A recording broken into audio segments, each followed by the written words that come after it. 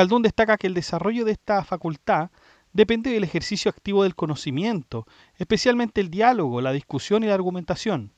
Estas prácticas permiten desatar la lengua y transformar el saber en una capacidad viva. Sin embargo, muchos estudiantes, a pesar de largos años de estudio, permanecen pasivos, acumulando información sin lograr dominarla ni aplicarla. Esto se traduce en una incapacidad para participar en debates o ejercer la enseñanza con eficiencia. Por otro lado, Khaldun es crítico de que se alcanza el conocimiento mediante la mera memorización. Señala que aunque los estudiantes del Magreb decían que dedicaban muchos años al estudio, hasta 16, esto no se traducía en una mayor competencia a diferencia de lugares como Túnez, donde el proceso es más breve y eficaz. La causa de esta diferencia radica en la debilidad del sistema didáctico. Sin un método adecuado, el aprendizaje se vuelve lento, ineficiente, desconectado de su verdadero fin, que es la formación de una facultad intelectual activa. Contrasta la situación de la enseñanza en España con la del Oriente Islámico. Explica que tras el declive de la civilización musulmana y el avance del dominio cristiano, la actividad científica en la península prácticamente desapareció. Solo subsistieron el estudio de la lengua árabe y de las bellas letras, gracias a que en esas áreas se conservó cierta continuidad en los métodos de enseñanza. En cambio, disciplinas como la jurisprudencia quedaron reducidas a un recuerdo tenue y las ciencias racionales desaparecieron por completo debido a la interrupción de la tradición pedagógica. Además, Khaldun dice que los pocos musulmanes que permanecen en territorio hispánico se concentraban en la subsistencia más que en el cultivo del conocimiento, lo que refleja entonces una profunda ruptura entre civilización y vida intelectual. Entonces, la ciencia, nuevamente lo que dice Khaldun, dependen de un entorno estable, social e institucional.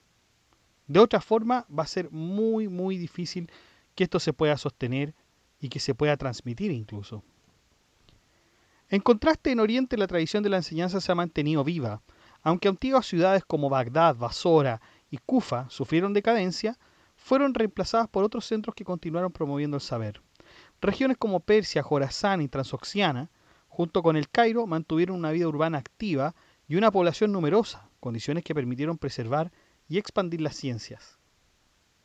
Ahora bien, Khaldun hace hincapié en la creencia de que los pueblos de Oriente poseen una superioridad natural en inteligencia respecto de los del Magreb.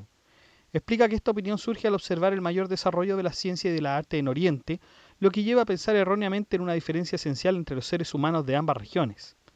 Sin embargo, sostiene que la naturaleza humana es la misma y que las diferencias no provienen de la constitución del alma, salvo en casos extremos ligados a condiciones geográficas muy particulares.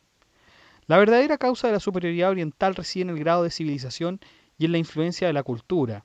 Allí donde las artes y la ciencia han alcanzado un desarrollo sostenido, la inteligencia se perfecciona como resultado de ese entorno.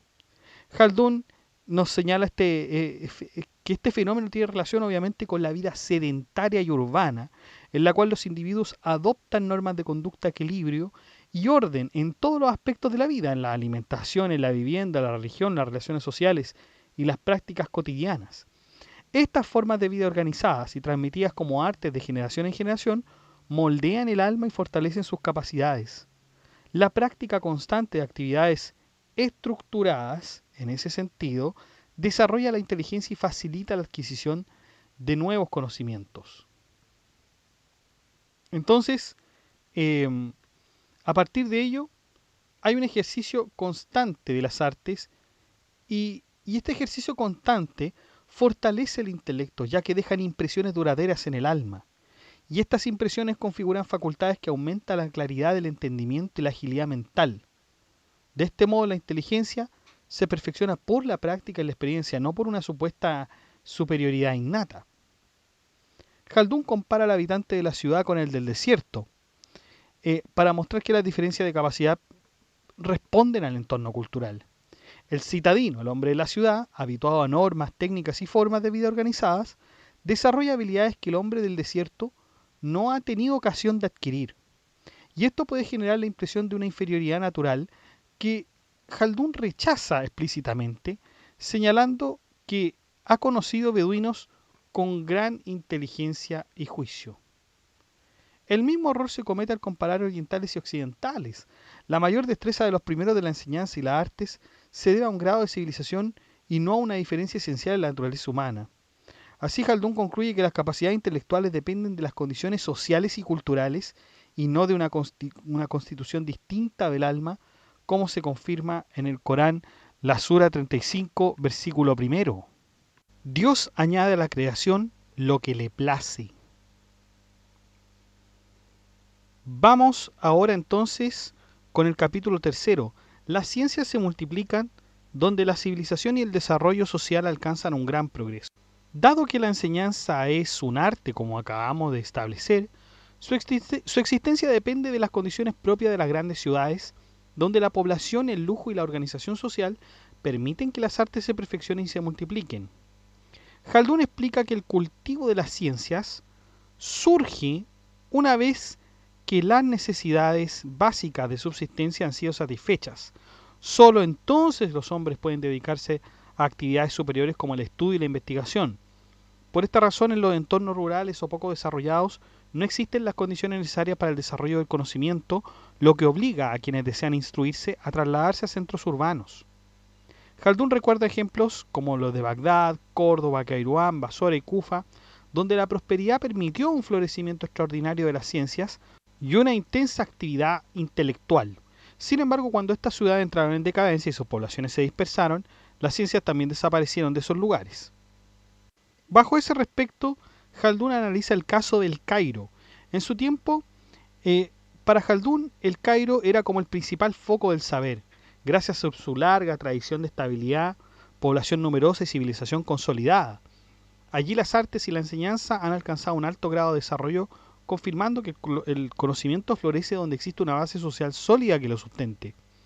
El florecimiento de las ciencias en el Cairo se debe en gran medida a la política adoptada por los gobernantes mamelucos desde la época de Saladino.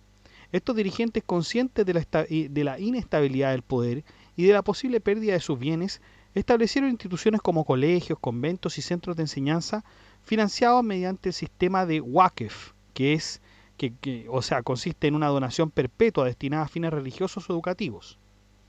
El Waqf permitía asignar bienes productivos como tierras o propiedades cuyos ingresos se utilizaran para sostener estas instituciones. A menudo los fundadores establecían que sus descendientes administraran estos bienes o recibieran parte de sus rentas, lo que aseguraba tanto la continuidad familiar como el mantenimiento de las obras. Además de este interés práctico, Ibn Khaldun destaca la motivación religiosa de los emires, quienes buscan el mérito espiritual mediante estas acciones, esperando recompensa en la otra vida. Como resultado se generó en el Cairo una red sólida de instituciones educativas bien financiadas que cubrían tanto el sustento de los estudiantes como los salarios de los maestros. Esto atrajo a numerosos estudiantes desde regiones como Irak, el Magreb, consolidando a la ciudad como un centro intelectual de primer orden. Así Khaldun entonces nos dice, una estructura institucional estable, apoyada en recursos económicos duraderos, permite el desarrollo continuo de las ciencias y la enseñanza. Así lo demuestra con el caso de El Cairo.